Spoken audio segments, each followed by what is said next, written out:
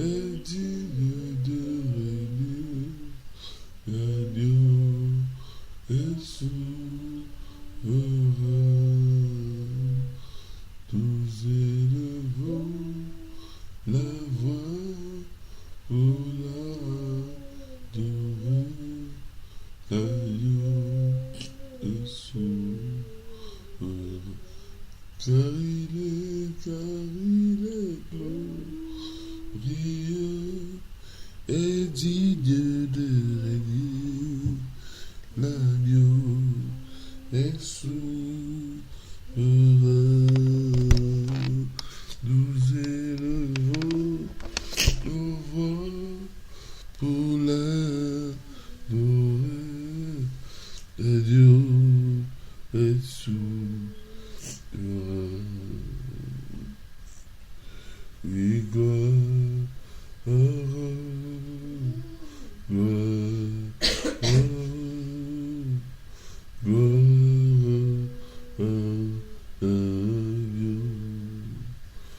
chantons gloire, alléluia,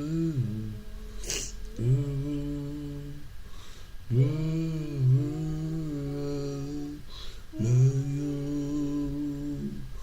car il est glorieux et digne de régner. L'agneau est souverain.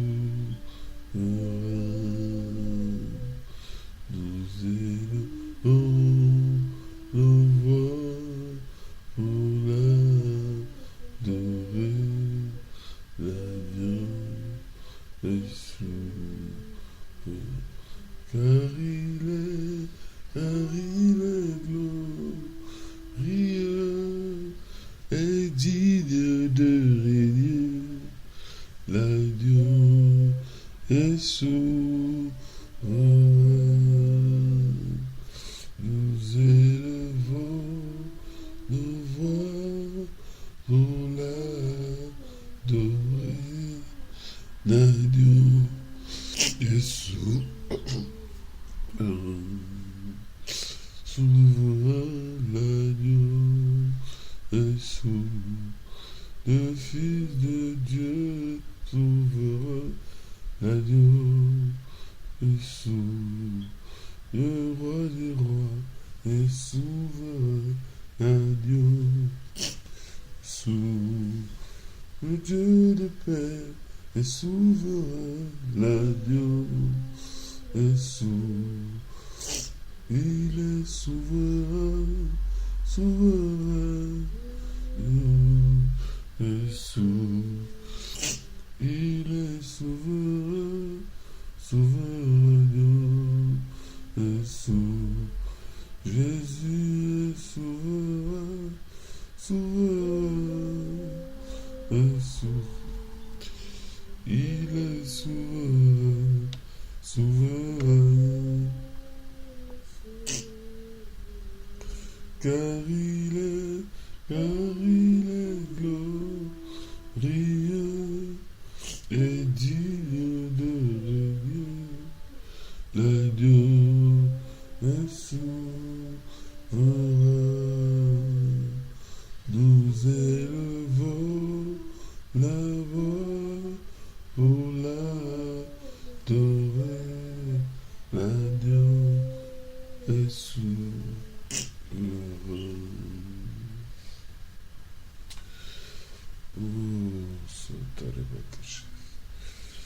Ce matin, alors que nous nous levons, nous voulons te donner gloire. Nous voulons te donner la première place. Nous voulons te dire toute la reconnaissance que nous avons de t'avoir comme Dieu. Et nous voulons bénir ton Saint-Nom. Te remercier pour le souffle de vie que tu nous as accordé, sans lequel nous n'aurions pas pu nous tenir ce matin devant toi. Nous te disons merci nous exprimons vers toi d'infinies actions de grâce parce que tu as fait quelque chose de merveilleux pour nous. Ce matin, nous venons vers toi et nous ne pouvons pas faire comme si, Seigneur, rien ne s'était passé. Nous ne pouvons pas faire comme si nous étions complètement étrangers à ce qui se passe autour de nous. Il est vrai que pour bon nombre d'entre nous, nous avons été meurtris, blessés, abattus, en apprenant le décès de notre sœur. Mais ce matin, nous voulons venir devant toi et en tirer les leçons. Parce que il n'y a rien qui n'arrive au sujet de quelqu'un, de quelque chose dans la vie des enfants de Dieu, sans que cela ne soit sujet à leçon. Il n'y a rien qui n'arrive sans que cela soit pour la gloire de Dieu. Oui, Seigneur, pour notre équilibre, pour notre capacité à avancer, pour que chaque chose fasse son œuvre dans nos cœurs, il est important que nous puissions tirer chaque jour les leçons de ce que nous vivons, de ce à quoi nous sommes confrontés. Et avant toute chose, Seigneur, nous te rendons gloire parce que tu n'as jamais tort, tu ne souffres d'aucune contestation. Personne ne peut, Seigneur, venir remettre en cause ta bonté. Personne ne peut remettre en cause ta capacité à nous faire du bien. Personne ne peut remettre en cause tes choix. Voilà pourquoi nous t'excluons de toute émotion. Nous voulons te dire gloire, gloire, gloire. Dans la Bible, il nous est conté l'histoire d'un homme appelé Job, qui malgré les souffrances auxquelles il était confronté, a refusé de suivre la voie de son épouse, qui était de venir condamner Dieu, qui était de rejeter Dieu. Nous refusons cela, parce que c'est un comportement d'insensé. Nous savons que Dieu est bon, et que tout ce qu'il fait est bon. C'est un Dieu merveilleux, qui a un amour sans fin, et qui est beaucoup plus sage et beaucoup plus intelligent que nous. Dieu sait plus de choses que nous. Dieu nous connaît mieux que nous. Dieu a un projet pour nous. Dieu sait où se trouve notre commencement et notre fin. Nous marchons à la vue, nous marchons en aveugle. Nous avons la prétention de foi d'être maîtres de nos jours. Nous avons la prétention de pouvoir faire de nos vies ce que nous voulons. Mais en tout temps, il y a un jour où le Seigneur se rappelle à notre mémoire, se rappelle à notre bon plaisir, pour nous faire comprendre que c'est lui le patron, que c'est lui le maître. Nous pouvons avoir des désirs, nous pouvons avoir des volontés, nous pouvons avoir des envies, mais il y a une seule chose que nous devons retenir. Et cela est bien résumé par cette petite maxime qui dit: l'homme propose, Dieu dispose. Dieu est maître des temps et des circonstances. Il est le patron et il ne se trompe pas. Lorsque nous laissons une œuvre dirigée par un homme, nous pouvons émettre des doutes sur les motivations. Nous pouvons émettre des doutes sur l'état d'esprit, sur le cœur de cet homme. Cela est légitime. Que cela soit à tort ou à raison. Mais Dieu ne peut pas être contesté. Dieu ne peut pas être contesté. Il ne peut pas être jugé. Même si cela fait bien de dire des phrases ou des expressions qui clouent Dieu, qui clouent le Seigneur au pilori, qui le met sur une barre d'accusé en attendant une explication. Nous n'avons le droit, ni l'autorisation, ni la liberté de nous permettre de juger Dieu. Dieu a fait du bien, a commencé à faire le bien avant que nous soyons dans la pensée de nos parents, bien avant que nous arrivions sur la terre. Nous ne pouvons donner aucune leçon de bonté au Seigneur, parce que s'il n'était pas bon, nous ne serions pas là. La nature humaine aurait été effacée de la surface de la terre. Le sacrifice de la croix nous rappelle la bonté du Seigneur. Donc, à ce niveau-là, il est incontestable. Il est incontestable dans sa bonté. Et parce que Dieu est un Dieu bon, nous ne pouvons que le bénir. Nous ne pouvons que lui dire merci. Nous ne pouvons que continuer à le glorifier. Nous pouvons continuer à le célébrer. La chose à faire pour nous, en tant qu'enfants de Dieu, en tant que spectateurs des situations auxquelles nous sommes confrontés, c'est de s'asseoir et de dire, Seigneur, que veux-tu que je comprenne? Que veux-tu que je saisisse? Quelle est la leçon que tu veux que je comprenne? Qu'est-ce que je peux, comment de cette situation difficile, de cette épreuve, je peux sortir glorifié, c'est-à-dire capable de tirer quelque chose de bon, d'un bénéfice de ce qui est quelque chose, de ce qui est douloureux. Oui, Seigneur, voilà ce qui doit être notre préoccupation. Voilà pourquoi ce matin, nous ne venons pas le cœur vindicatif vis-à-vis de toi. Nous venons vers toi avec un cœur qui t'honore, un cœur qui te célèbre, qui te reconnaît comme le maître de tout. Et quoi que nos cœurs saignent, quoi que nous soyons blessés, quoi que nous souffrions, quoi que nos yeux soient remplis de larmes, Seigneur, nous ne laissons pas l'amertume remplir nos cœurs, en tout cas pas vis-à-vis de toi, parce que tu es un Dieu merveilleux, tu es un Dieu magnifique, et personne n'est semblable à toi, personne n'est digne si ce n'est toi, Seigneur. Digne, digne, les cieux disent que tu es digne, digne, digne, la terre dit que tu es digne, digne, digne, les cieux disent que tu es digne, digne, digne, la terre dit que tu es digne, digne, les cieux disent que tu es digne, digne, digne, la terre dit que tu es digne. Je veux chanter, élever, glorifier ton nom. Je veux chanter, proclamer, célébrer ton nom. Digne, oh Jésus, roi des rois, tu es digne, digne, oh Jésus, prince de paix, tu es digne, digne, digne, les cieux disent que tu es digne, digne, digne, la terre dit que tu es digne, digne, Jésus, roi des rois, tu es digne, digne, oh Jésus, prince de paix, tu es digne. Tout ce qui respire s'élève pour t'adorer. Tout ce qui respire s'élève pour proclamer ton nom. Digne, des cieux disent que tu es digne, digne, digne. La terre dit que tu es digne. Je veux chanter, élever et bénir ton nom.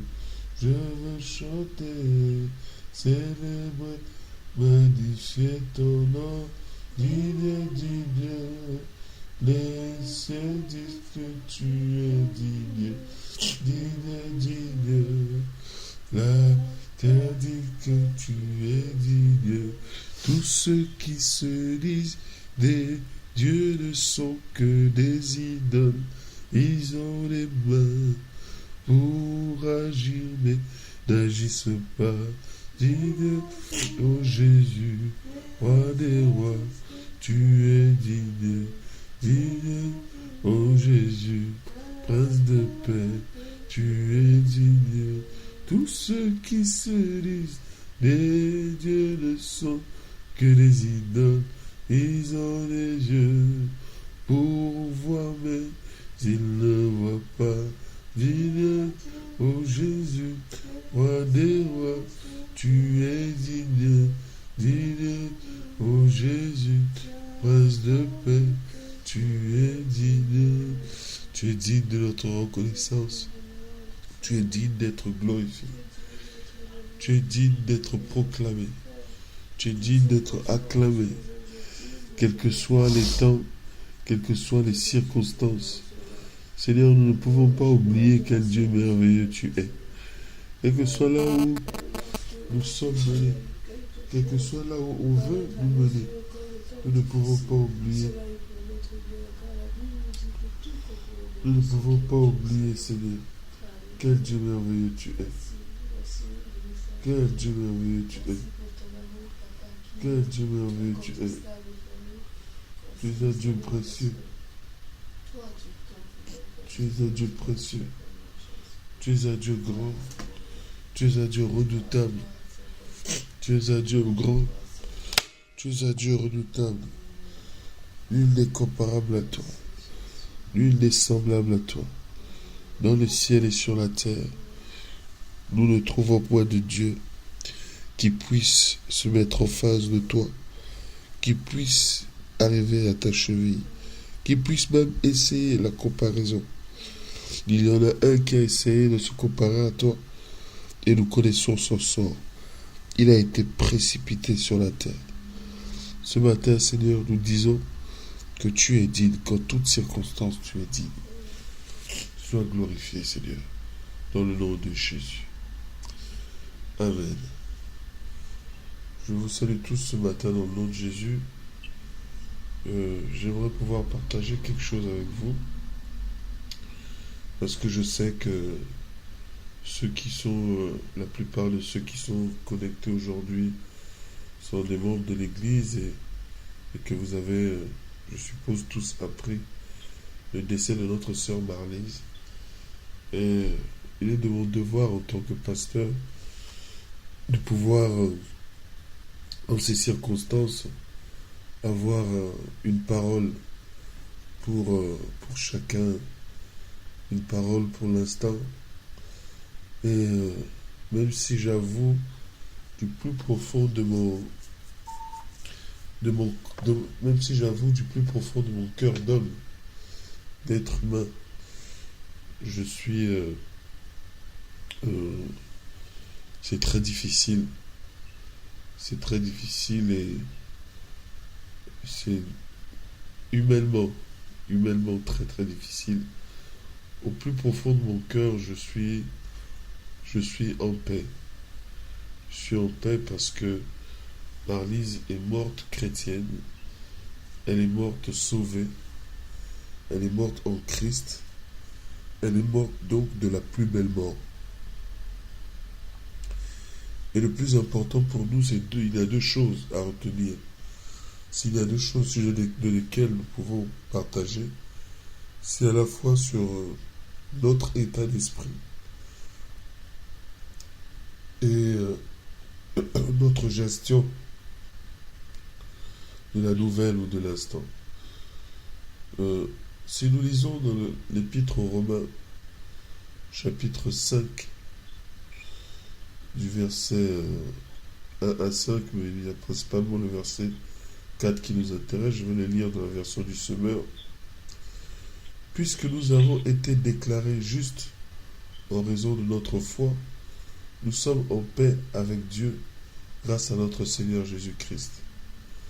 Par lui, nous avons eu accès, au moyen de la foi, à ce don gratuit de Dieu dans lequel nous nous trouvons désormais établis, et notre fierté se fonde sur l'espérance d'avoir part à la gloire de Dieu.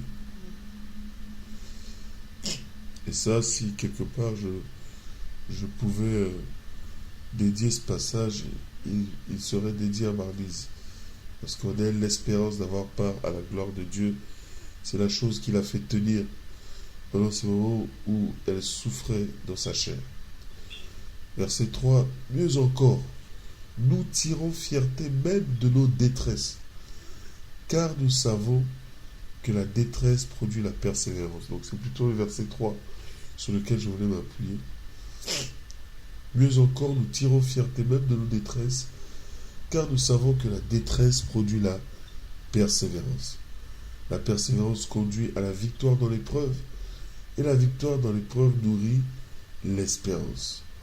Or, notre espérance ne risque pas d'être déçue, car Dieu a versé son amour dans nos cœurs par l'Esprit Saint qu'il nous a donné. Alléluia. Et on peut encore aller beaucoup plus loin. Verset 3 dit: dans nos détresses,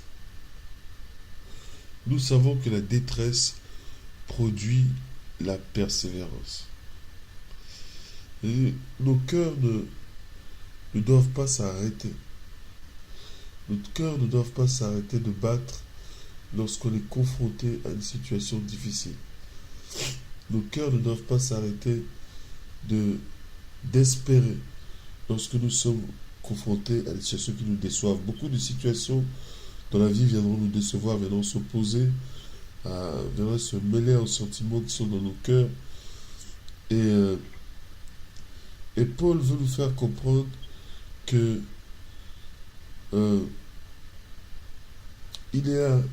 ce n'est pas d'être déçu les déceptions ne doivent pas être gérées avec le fait d'être déçu. C'est-à-dire, la déception ne doit pas produire ce sentiment dans nos cœurs. Les choses difficiles ne doivent pas produire ce sentiment dans nos cœurs. Ce que Paul veut nous faire comprendre, c'est que les déceptions n'ont pas le pouvoir de nous décevoir. Elles ne doivent pas avoir le pouvoir de nous décevoir. Dieu nous a donné la conviction que notre vie est un projet. Dieu nous a donné la conviction qu'il est le patron, le propriétaire de nos vies et qu'il a pour nous un projet de bonheur, de paix, d'espérance. Et que si nous donnons trop de place dans nos cœurs à des moments difficiles, à des moments où nous avons été déçus, à des moments où nous avons été blessés, nous donnons trop d'autorité à des déceptions, à ces souffrances et à ces épreuves. Parce que le plus important pour nous, c'est qu'au-delà de tout ce à quoi nous sommes confrontés, il y a une espérance, parce que Dieu a prévu pour nous un projet de paix. Et ces situations difficiles ne signifient pas que nos destinées ont changé. Ces situations difficiles ne signifient pas que Dieu a changé à notre avis. Nous pouvons nous lever le matin et aller joyeux au travail et arriver et apprendre qu'il y a une compression dans l'entreprise et que comme nous faisons partie des plus jeunes recrutés, nous allons perdre notre emploi. Cette déception-là ne doit pas avoir le pouvoir de dominer sur toi. Cette déception-là ne doit pas faire les dispositions de ton cœur. C'est ce que je veux dire. Que dans l'épreuve à laquelle tu es confronté, la détresse dans laquelle tu te trouves, doit produire en toi la persévérance. C'est-à-dire l'insistance continue sur le chemin dans lequel tu es. J'avance. Je ne recule pas. Je ne m'arrête pas. Quoique la chose soit difficile. Et Paul nous instruit. Il dit, même dans les afflictions, nous glorifions. Dans la détresse. Dans cette détresse, cela produit une part incroyable d'exaltation, de célébration, de persévérance. Et quelle que soit la tribulation, quel que soit le sentiment de nos cœurs, chaque épreuve est l'occasion de démontrer qu'en tant que chrétiens, nous sommes différents des autres. Chaque moment de difficulté, c'est l'occasion de démontrer que nous ne sommes pas des gens qui avançons par rapport aux émotions, aux sentiments, mais nous sommes dirigés par la parole de Dieu. Et nous savons, quoique c'est douloureux de ne plus l'avoir dans la chair, quoique chaque photo que je vois est une souffrance extraordinaire, nous savons que notre sœur, on a terminé avec les souffrances de la vie. On a terminé avec la lutte contre le péché. On a terminé avec tout ce qui pouvait l'empêcher de connaître le ciel. Marlise est partie vers Dieu. Et c'est donc pour nous un sujet de joie. C'est un sujet de joie si nous devions souffrir, c'est de la voir souffrir dans son corps comme ça. Mais aujourd'hui, elle n'a plus cette souffrance. Et lorsque j'ai vu Marlise hier, elle n'avait rien à voir avec celle que j'avais vue il y a quelque temps, qui était terne et qui, sur le visage duquel on vivait la douleur, elle était beaucoup plus en forme, elle était beaucoup plus belle, elle avait une peau d'un teint. Il y avait quelque chose en elle de différent.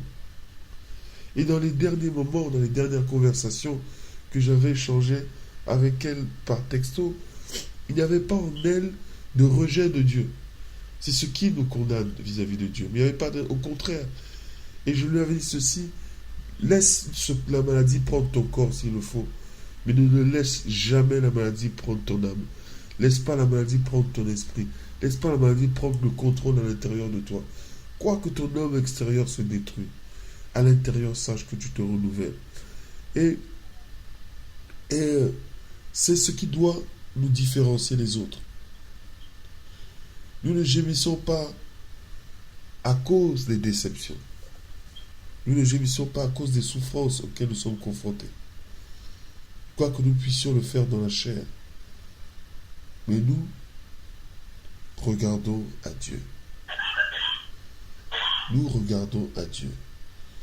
Et nous savons que chaque moment difficile sera une occasion pour produire d'abondantes louanges à Dieu.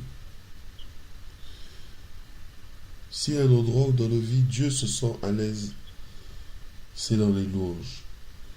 Et nous devons faire attention à ce que nous faisons rentrer dans nos cœurs. Parce que notre cœur est la résidence de Dieu. Beaucoup ont la tentation de juger Dieu.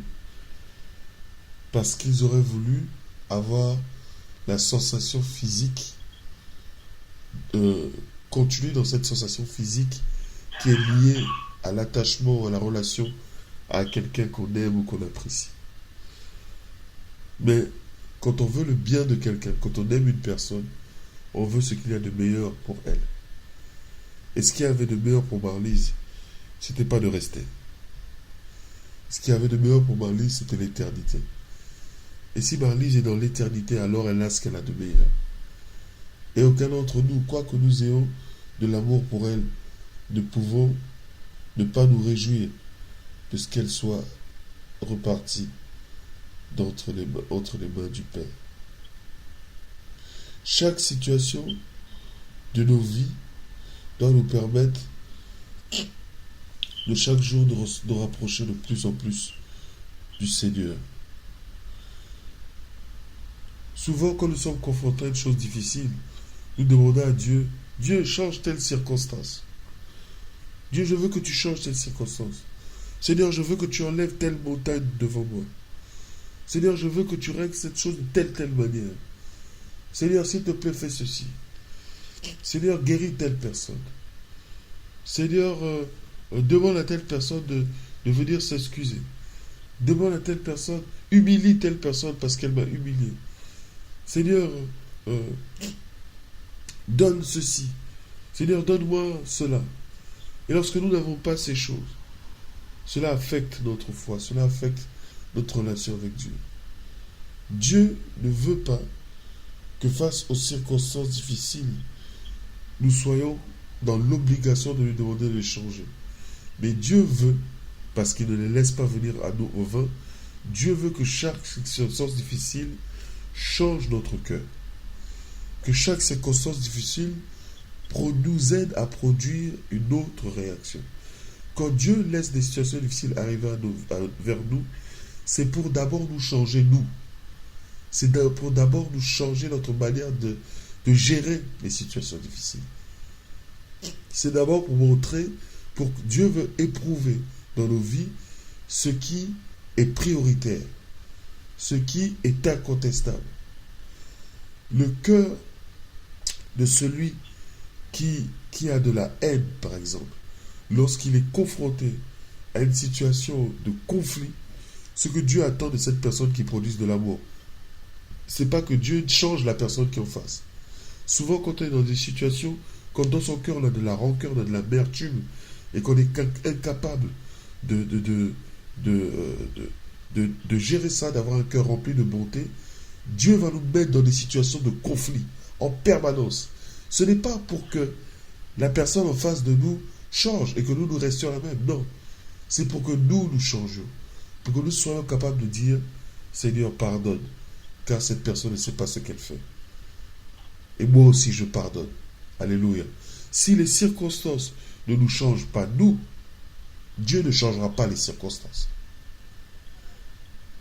Dieu ne changera pas les circonstances. En tant que croyant, vous avez deux choix. Soit j'amplifie la douleur qui a été créée par la circonstance, ou alors je glorifie Dieu malgré la douleur et je me laisse transformer par la circonstance. Dans le cas de Marlise, quelle serait la transformation de notre cœur que Dieu attendrait?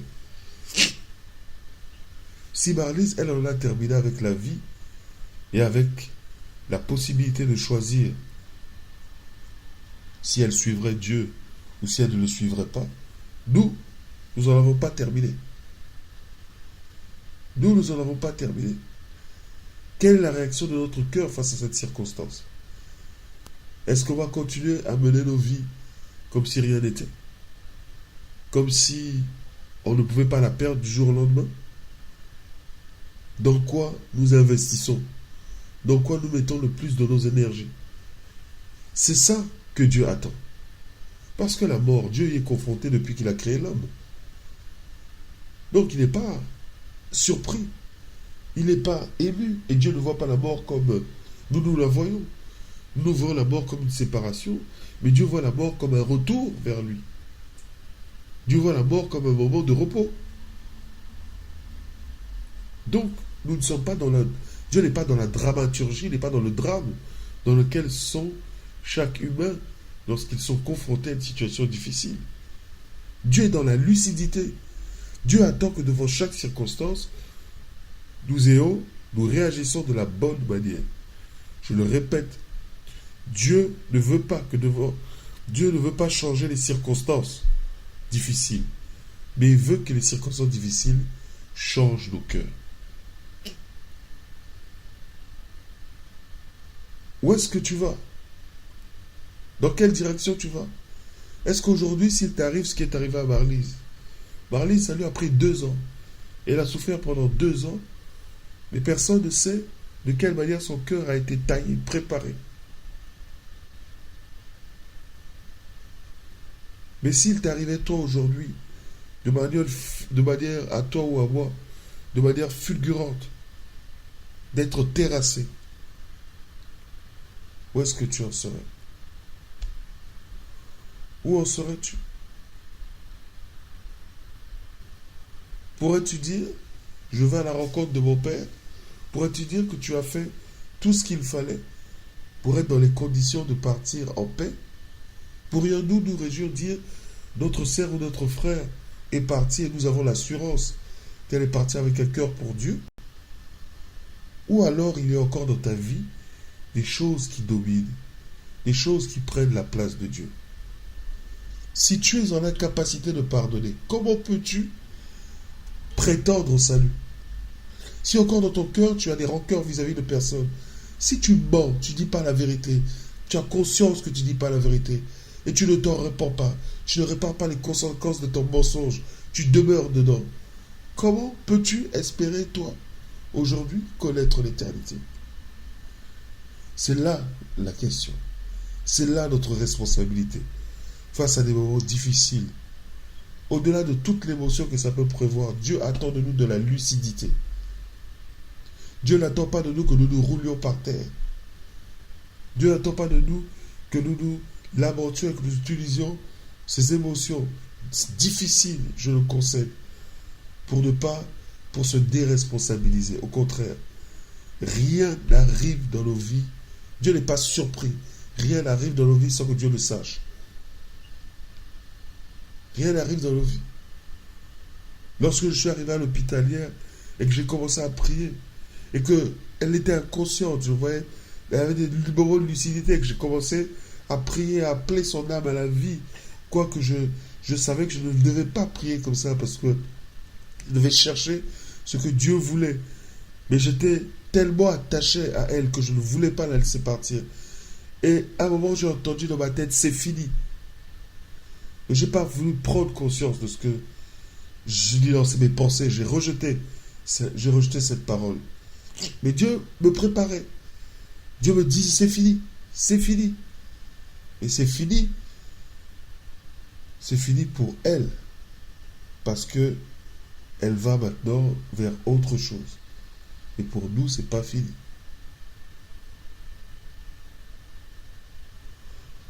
Et la question que nous devons nous poser ce matin, quelle est la leçon que je tire de cela? Marlise était à l'agonie. Mais elle appelait, elle prenait son téléphone. Elle appelait à 5 heures du matin pour pouvoir participer à la prière matinale. Dès qu'elle sentait qu'elle avait un peu de force, un peu d'énergie, elle appelait. La plupart d'entre nous sommes en bonne santé. La plupart d'entre nous ne participons pas uniquement par paresse. Pas parce qu'on n'a pas le potentiel, on n'a pas la capacité, non. Parce qu'on veut dormir un peu plus. Mais qui sait si c'est pour un moment comme cela que Dieu a permis ce programme? Qui sait si c'est pour te préparer que Dieu a permis ce programme? Esther pensait être devenue reine pour pouvoir jouir, profiter d'une position.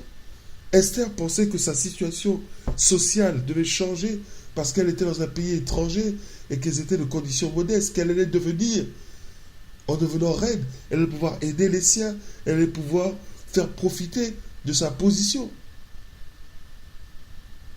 Et elle allait enfin avoir une famille, avoir un statut. Et Mardochée lui a rappelé, au moment de la persécution des Juifs, dit, qui sait si ce n'est pour un temps pareil que tu as été appelé à la dignité de reine. Et ne crois pas que si nous sommes éliminés, nous sommes sacrifiés, que toi tu seras épargné. Qui sait pourquoi Dieu prévoit ces moments? Quand on entend les choses, quand on entend même le thème, ça devrait être quelque chose qui devrait nous faire trembler. Que celui qui croit être debout, qui croit, on ne dit pas celui qui est debout, qui pense, qui suppose qu'il est debout, qui est tellement sûr qu'il est debout qu'il n'a pas besoin de se remettre en cause, qu'il prenne garde de tomber. Un tel thème devrait nous faire peur, il faut nous faire trembler. Mais pourtant, il nous démobilise. Voilà la réaction du cœur que Dieu attend. C'est celle-là. C'est celle-là. C'est pas de nous complaire dans l'émotion. Parce que croyez-moi, ce que je vais vous dire est dur. Et c'est la vérité. Et c'est mon devoir en tant que pasteur de vous le dire. Croyez-moi que dans quelques jours, dans quelques semaines, vous l'aurez oublié, Marlise. Croyez-moi que dans quelques années, vous l'aurez oublié. Parce que les émotions, c'est temporaire. Mais il y a une chose à laquelle toi et moi, on ne pourra jamais échapper. C'est la rencontre de notre Dieu. Personne ne pourra fuir la mort. On peut la repousser autant qu'on peut. Mais tous, nous serons au rendez-vous.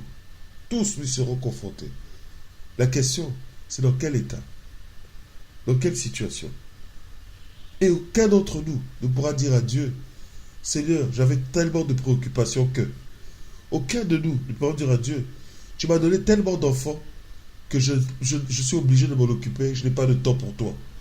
Aucun d'autre ne pourra dire à Dieu, j'ai tellement de boulot dans le boulot que tu m'as donné, que Seigneur, tu prends la seconde place. Aucun ne pourra dire à Dieu, Seigneur, je n'ai pas été assez prévenu. Je n'ai pas été assez prévenu parce que je n'avais pas le temps. Aucun ne pourra dire à Dieu, je n'ai pas eu le temps de lire la Bible. Donc je ne savais pas quelles étaient les conséquences des problèmes, les conséquences auxquelles j'aurais pu être confronté. Personne. Personne ne pourra dire ça à Dieu. Les circonstances difficiles, Dieu ne les changera pas. Dieu n'ôtera pas la montagne devant toi. Ce que Dieu veut, c'est que les circonstances difficiles changent ton cœur. Te changent toi. C'est-à-dire que devant la montagne, tu décides de la gravir. Tu décides d'aller au sommet.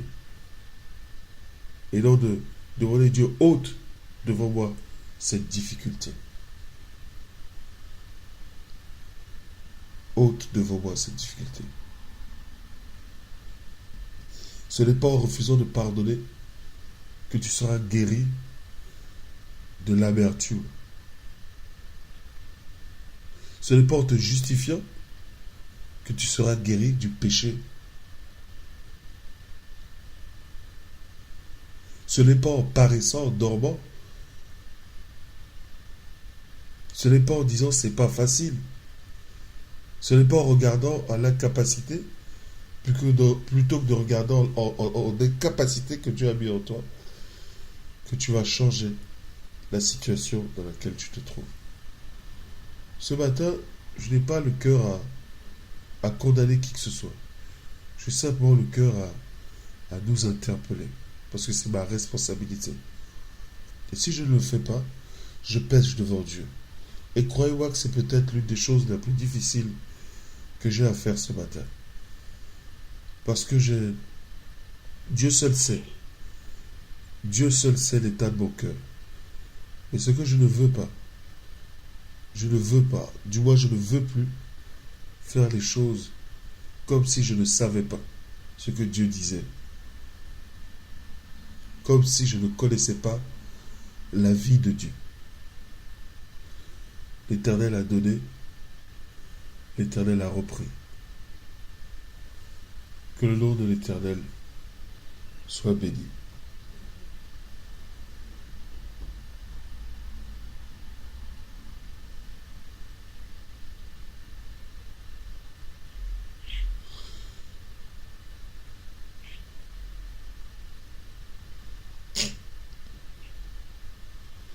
Mon âme soupira près de toi et mon esprit en moi te cherche. Toi seul est le désir de mon cœur et je vis pour t'adorer. Tu es mon bouclier, ma force, le roc sur qui j'ai fondé ma vie. Toi seul est le désir de mon cœur et je vis pour t'adorer. Et je vis pour t'adorer. Et je vis pour t'adorer. Oui, je vis pour t'adorer. Oui, je vis, Seigneur, oui, je vis pour t'adorer. Oui, tu es mon bouclier, ma force, le roc sur qui j'ai fondé ma vie. Toi seul est le désir de mon cœur et je vis pour t'adorer. Oui, je vis pour t'adorer. Et je vis pour t'adorer. Oui, je vis et je vis pour t'adorer. Et je vis pour t'adorer.